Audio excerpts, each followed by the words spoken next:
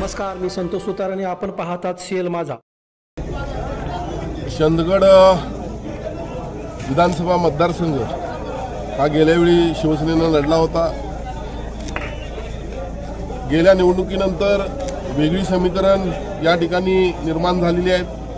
शिवसेना, भारतीय जनता आणि राष्ट्रवादी देखील बरोबर आलेली आहे. एकंदरीत जर पाहिलं तर प्रत्येक कार्यकर्त्याला असं वाटत असतं की मी या ठिकाणून तयारी केलेली आहे. जो तयारी करतो त्याला वाटत असतं की मला उमेदवारी मिळाली पाहिजे, मी निवडणूक लढवणार आहे. या ठिकाणी संपूर्ण महाराष्ट्रामध्ये पक्षवाढीचं काम सुरू आहे. पक्षाचा एक प्रमुख नेता आणि राज्य नियोजन मंडळाचा कार्याध्यक्ष या नात्यानं संपूर्ण राज्यभर मी फिरतोय. आज या ठिकाणी आल्यानंतर पाहिलं तर चंदगडचं वातावरण अत्यंत चांगलं आहे. चंदगडचा आणि मुंबईचा तसा फार जवळचा संबंध आहे. एकंदरीत जर पाहिलं तर घरटी व्यक्ती चंदगडला आहे आणि शिवसेना प्रमुखांना मानणारा या ठिकाणी फार मोठा वर्ग आहे. आणि एकंदरीतच जर पाहिलं तर झालेल्या लोकसभेला असेल, गेल्या वेळेला झालेल्या लोकसभेला असेल, विधानसभेला असेल, चांगली परिस्थिती या तालुक्यामध्ये शिवसेनेला आहे.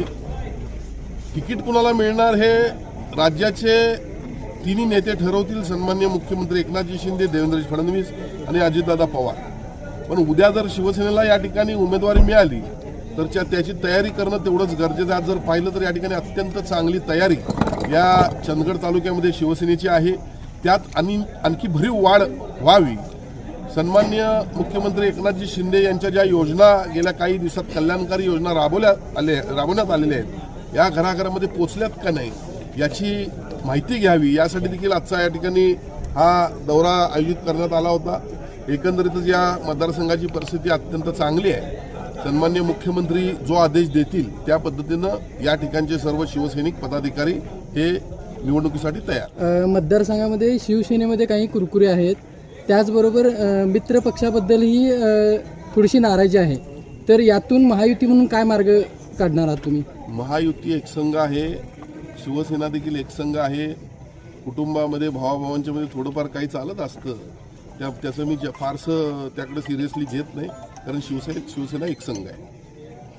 आगामी या विधानसभेसाठी काही आताच आपल्या कार्यकर्त्यांनी मागणी केली की आम्हाला उमेदवारी मिळावी, आपल्या पक्षाला मिळावी. या संदर्भात काय सांगू शकाल आपण? मी याचा निर्णय सर्वस्वी सन्माननीय मुख्यमंत्री एकनाथजी शिंदे, देवेंद्रजी फडणवीस, अजितदादा पवार घेतील.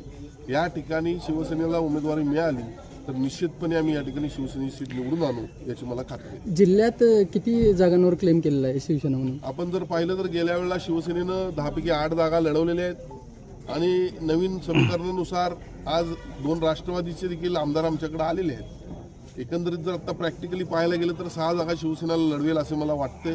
त्याचबरोबर आता इतर आमदार देखील शिवसेनेला सपोर्ट करणारे आहेत. त्या ठिकाणी विनय कोरे आहेत, राजेंद्र पाटील येड्रावकर आहेत, त्याचबरोबर प्रकाश आवाडे आमदार, तिन्ही आमदारांनी शिवसेनेला या ठिकाणी आपलं पाठिंबा दिलेला आहे. आणि म्हणूनच एकंदरीत सगळं चित्र स्पष्ट व्हायला काही दिवसाचा अवधी लागेल, पण या जिल्ह्यामध्ये जास्तीत जास्त सीट ही शिवसेनेला होईल. चंदगड तालुक्यातील शिवसेना आपण काय आवाहन करू शकाल या माध्यमातून? नाही, मी आज मिटिंगच्या माध्यमातून सर्व पदाधिकाऱ्यांना एवढंच सांगितलेलं आहे की आपण सगळ्यांची इच्छा आपण व्यक्त केलेली आहे की या ठिकाणची विधानसभा शिवसेनेला मिळाली पाहिजे. पण विधानसभा उमेदवारी शिवसेनेला मिळाली पाहिजे इच्छा व्यक्त करत असताना आपली तयारी काय ते देखील पाहणं तेवढंच गरजेचं आहे. त्यामुळे तयारीला लागावं.